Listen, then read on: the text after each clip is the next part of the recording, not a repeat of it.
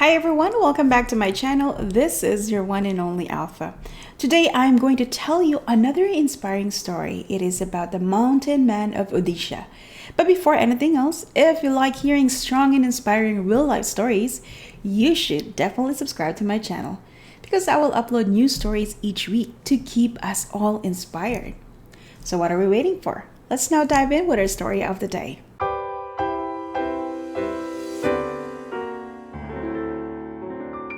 Jalandar Nayak is a 45-year-old man, a tribal vegetable seller who lives in a remote village in Odisha, Kandhamal district.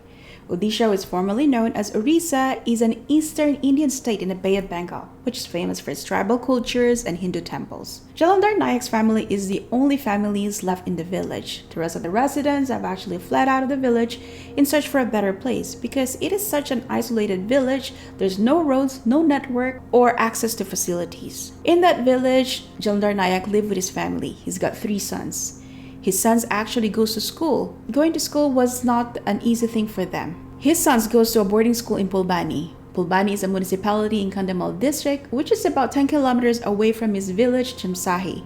So each day, his son would take about 6 hours just to get to school and go back home. They would have to walk through the woods, go uphill and downhill, and trek through those boulders, and it's just so dangerous. Jalandhar would actually fear for their safety. Because he's so fed up of this, he decided to take the matters upon his hands. And what he did was unimaginable. He actually started digging a path from his village to the town. So each morning, along with his tools, he would actually remove the boulders with his bare hands using crowback and chisel and garden hoe and just dig his way through. He would do this 8 hours each day for the next 2 years. His dedication is so commendable that he managed to actually complete the road. He managed to complete a safe path for his kids to go to school. And because of this, the government heard about what he did, so they decided that they would help him out. They would finish the route for him. The government was actually surprised because in the process, Jalandhar didn't actually take out any trees. It was so nicely done that it was immaculate. And because of this, it kind of paved way to provide a lot of access for his village. Jalandhar requested for the government to provide an access to electricity, to safe water for his village, and they did. The government even offered to pay Jalandhar for what he did, which is amazing because he did this all by his bare hand for 2 years. Can you imagine? Sooner or later, his village started having this recognition from the government, and they start providing amenities so that people won't no longer have to leave the village. He himself didn't have an access to a proper education, therefore he doesn't want to deprive that to his sons. His village starts to have access to everything, running water and electricity, and Jalandhar was so extremely happy. It actually kind of